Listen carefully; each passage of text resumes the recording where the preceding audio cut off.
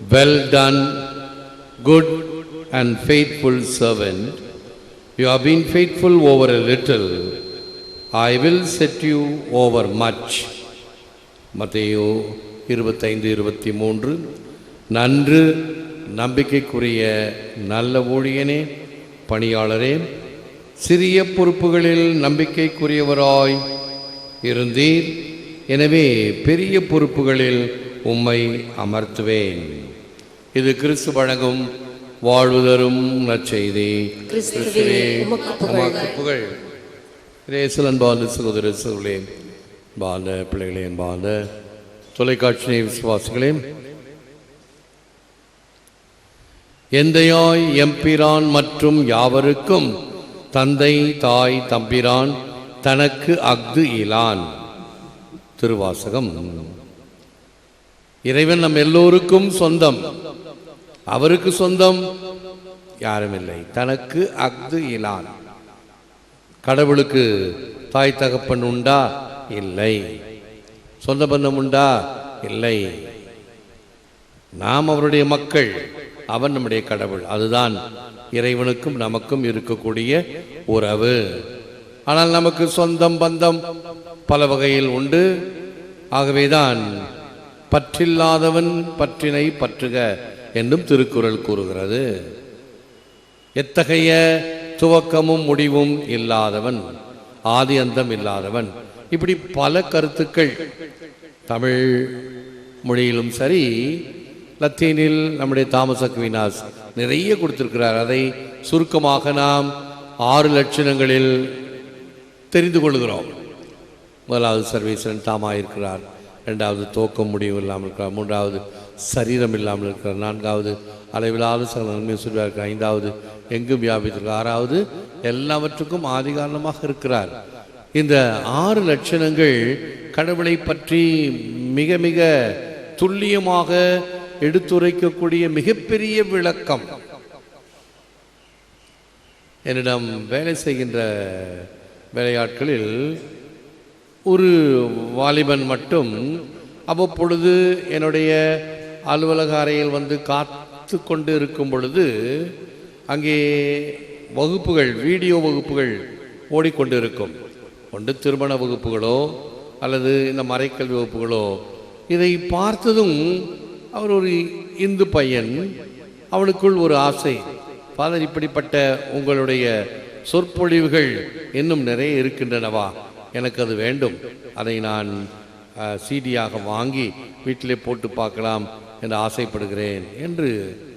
ஒருவேளை அவன் இந்த கடவுளுடைய லட்சணங்களை பற்றிய முதல் வகுப்பு, 24 வகுப்புகள், மறைக்கல்வி வகுப்புகள், நம்முடைய மறை உண்மைகளை பற்றி ஒன்று ஞானஸ்தானம் வாங்குவதாக இருந்தாலும் சரி, அல்லது வேறு அருட்சாதனங்கள் வாங்குவதாலும் சரி, அவைகளை அவர்கள் பார்த்து தெரிந்து கொள்ள வேண்டும்.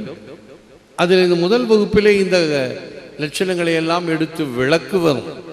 நான் ஒரு லட்சணத்தை மட்டும், மற்றவர்கள் பலர் இதில் பங்கு பெற்று இந்த மறைக்கல்வியை கொடுத்து கொண்டிருப்பார்கள். அதை பார்க்கும் பொழுது சாதாரணமான யார் வேண்டுமானாலும் பார்த்து தெரிந்து அறிந்து கொள்ளலாம் இறைவனுடைய ஞானத்தை பற்றி. ஆகவே எந்தையாய் எம்பிரான் மற்றும் யாவருக்கும் தந்தை தாய் தம்பிரான் தனக்கு அஃது இலான் என்பதும், if we can't do great things, we can do little things in a great way. அன்னை தெரசாவுடைய அருமையான வார்த்தைகள். பெரிய காரியங்களை நாம் செய்யாவிட்டாலும் சிறிய காரியங்களை அரிய முறையில் செய்யலாம். Do the little things in an extraordinary way. இந்த எக்ஸ்ட்ராடினரி வே என்ன? எல்லாருக்கும் இறைவன் வாய்ப்பை கொடுக்கின்றார். மிக அசாதாரணமான காரியங்கள் மிக சிறிய காரியத்தில் செய்யலாம். அதற்கு நான் ஒரு உதாரணம் சொல்லுவேன். 2000 ஆண்டு துவங்குகின்ற காலை நேரம், அதாவது ஜனவரி மாதம் 1ஆம் தேதி முந்தைய இரவே நமக்கெல்லாம் இரவு திருப்பலிகள் எல்லாம் முடிந்து 2:30 மணி 3 மணி ஆகும் படுக்கிறதுக்கு. காலையில் எழுந்தாச்சு 6 மணிக்கு 7:30 மணிக்கு திருப்பலி. அந்த 7 மணிக்கு நான் பிபிசி டிவியில் காலையில் செய்திகளை பார்ப்பது உண்டு. இப்போ பிபிசி டிவியெல்லாம் எடுக்க மாட்டேங்குது. செட்டப் பாக்ஸ் வாங்கணுமா, அது வாங்கணும், இது வாங்கணும், பல கோளாறுகள். சரி போகட்டும், ஏதாவது ஒரு செய்தி சேனல் பார்க்கிறேன். அப்படி பிபிசி டிவியில் பார்க்கும் பொழுது அந்த 7 மணிக்கு அந்த புத்தாண்டின் துவக்கத்திலே ஒரு கருத்தை கொடுத்தார்கள். அடிக்கடி சொல்லியிருக்கிறேன் அந்த கருத்தை. என்ன கருத்து? ஒரு செய்தி படம். ஒரு மீன் தொட்டி, மீன் தொட்டியிலே அழகிய வண்ண மீன்கள் நீந்தி கொண்டிருக்கின்றன. அதில் ஒரே ஒரு மீன் துள்ளி குதித்து வெளியே விழுந்து விடுகிறது. அதை பார்த்த ஒரு பூனை வேகமாக ஓடி வந்து, பூனை மீனை பார்த்தா அதுக்கு உயிராச்சே, கவ்விக்கொண்டு ஓடிவிடுமா என்று பார்த்தால் இல்லை. அந்த பூனை அந்த மீனை கவ்வி எடுத்து அந்த தண்ணி தொட்டிக்குள் போடுகிறது. அந்த தண்ணி தொட்டிக்குள் நீந்துகிற மீனை பார்த்து தண்ணி தொட்டிக்கு ஒரு முத்தம் கொடுத்து விட்டு செல்கிறது. கீழே எழுதப்பட்ட ஒரு வாக்கியம், டூ தி எக்ஸ்ட்ராடினரி. இப்ப என்ன கருத்து? மீன் என்றால் பூனைக்கு உயிர் மிக பிடிக்கும். அது பச்சையா சாப்பிட்டாலும் சரி, நம்ம சமைச்சு வச்சிருந்த மீனா இருந்தாலும் சரி. ஆனால் இதற்கு கிடைத்த ஒரு வாய்ப்பு, ஒரு மீன் கிடைக்கிறது. ஒரு சாதாரண பூனையாக இருந்தால், அது எடுத்துக்கொண்டு போயிருந்தால் அதில் ஒன்றும் விசேஷம் ஒன்றும் இல்லை, சிறப்பு செய்தில்லை. பூனைக்கு மீனை பிடிக்கும், மீன் கிடைச்சது போயிடுச்சு. ஆனால் இந்த பூனை, இந்த கதையை சொன்னோன்னே எனக்கு கமெண்ட் அடிப்பாங்க சிலர், ஒருவேளை அது சைவ பூனையாக இருக்குமோ என்று சொல்லுவாங்க. அது சைவ பூனை அசைவ பூனை கிடையாது, எல்லா பூனைக்கும் மீன் பிடிக்கும். ஆகவே அதை விடுத்து அதை மறுபடியும் வாழ வைக்க வேண்டும் என்று தண்ணீரில் போட்டு அது நீந்துவதை பார்த்து முத்தம் கொடுக்கிறதே, டூ தி எக்ஸ்ட்ராடினரி. ஏன் அந்த பூனை செய்யும் பொழுது நாம் செய்ய முடியாதா? நிச்சயமாக. ஆனால் செய்கிறோமா? பெரிய கேள்விக்குறி, பெரிய கேள்விக்குறி. ஏனென்றால் வாட்ஸ்அப்லாம் இப்போ நிறைய செய்திகள் வருகின்றன. ஒரே இடத்தில் 2 விபத்துக்கள், மனிதர்கள் அடிபட்டு செத்து கிடக்கிறார்கள். ஒருவர் கூட அருகில் சென்று உதவ முன்வரவில்லை. ஆனால் அதே இடத்தில் எதிர்ப்புறத்தில் ஒரு நாய் ஒன்று அடிபட்டு செத்த பிறகு இன்னொரு நாய் ஓடி வந்து இறந்த சடலத்தின் முன்னால் ஓலமிட்டு கொண்டு இருக்கிறது. விரைந்து வேகமாக வாகனங்கள் வரும்போது இது ஓடி போய் ஒதுங்கி நிற்கும், மறுபடியும் வந்து ஓலமிடுவதை படம் எடுத்து காட்டியிருக்கிறார்கள். நாய்க்கு இருக்கக்கூடிய அந்த ஆதங்கமும் அந்த வேதனையும் மனிதனுக்கு இல்லாமல் போய்விட்டதோ? இதுதான் நாம் நினைக்க வேண்டும். பெரிய காரியங்களை நாம் செய்யாவிட்டாலும் சிறிய காரியங்களை அரிய முறையில் செய்யலாம். விதையை புதைத்தால் வளரும், வித்தையை புதைத்தால் தளரும். What we are is God's gift to us. What we become is our gift to God. நாம் இருப்பது இறைவனின் கொடை. மாறும் நம் வாழ்வு இறைவனுக்கு நம் கொடை. இறைவன் நமக்கு கொடுத்திருக்கிறார் பல வகையான அருள், ஆசீர்வாதங்கள், திறமைகள். இவைகளை பயன்படுத்தி எப்படி இறைவனுக்கு இதை திருப்பி கொடுக்கிறோம், அதுதான் இறைவனுக்கு நாம் செய்கின்ற காணிக்கை, கொடை. நீர் எனக்கு கொடுத்தாய், இவைகளை பயன்படுத்தி இப்படி திருப்பி தருகிறேன். அதுதான் என்னுடைய நற்செய்தி, தாளந்தின் ஓமை. மண்புழு கூட நிலத்தை உழுது உதவும். கருவிலே தரப்பட்ட திறமையை பயன்படுத்தாதவன் உரமாய் வயலில் விழவும் தகுதியற்றவன். இயேசுமாக்காவின் என்ன ஆழமான அர்த்தமான வார்த்தைகள்.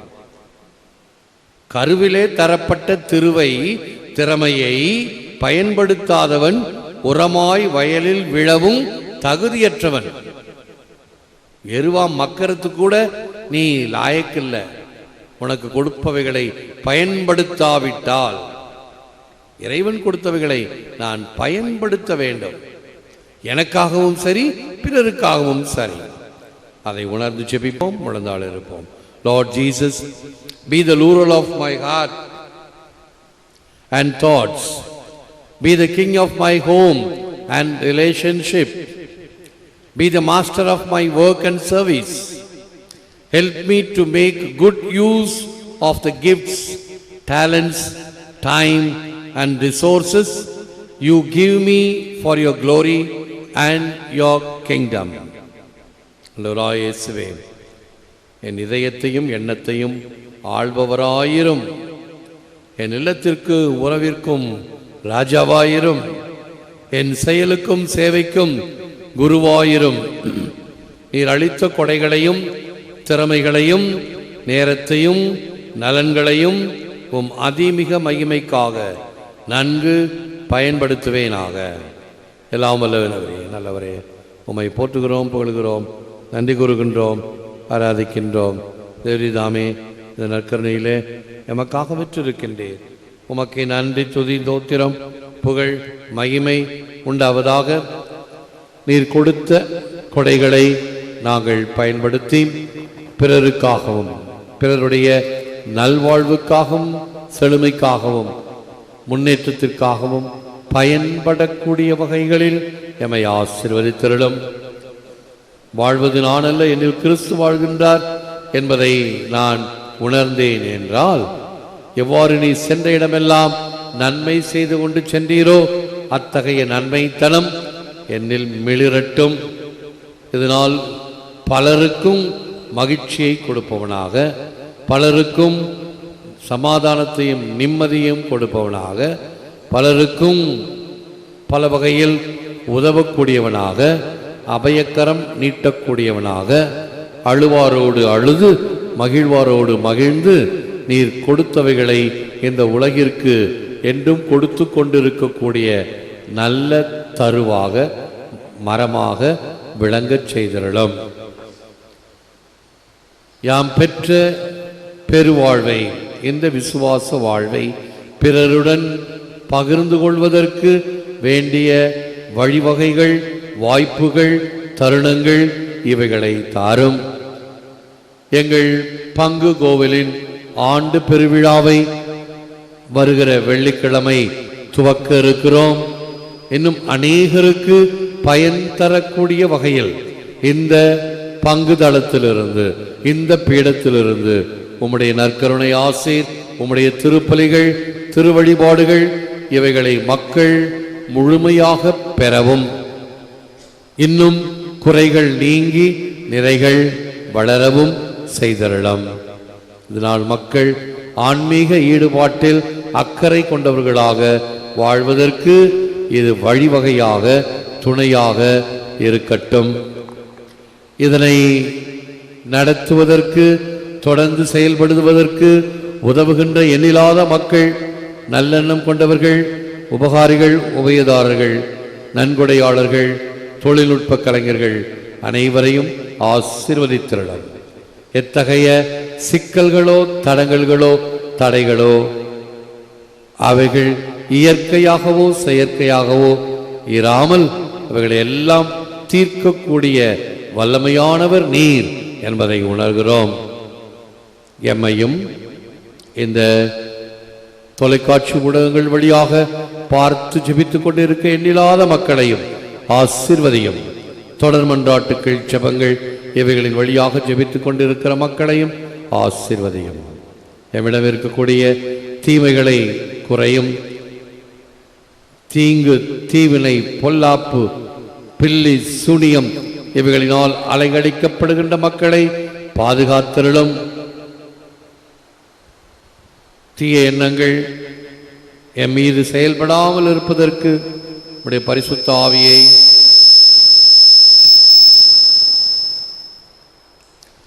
வல்லமையான கேடயமாக இருக்க செய்திருளும். ஏற்று வரமருளும் இறைவா, காக்கும் கரங்களினால். ஆமென், ஆமென்.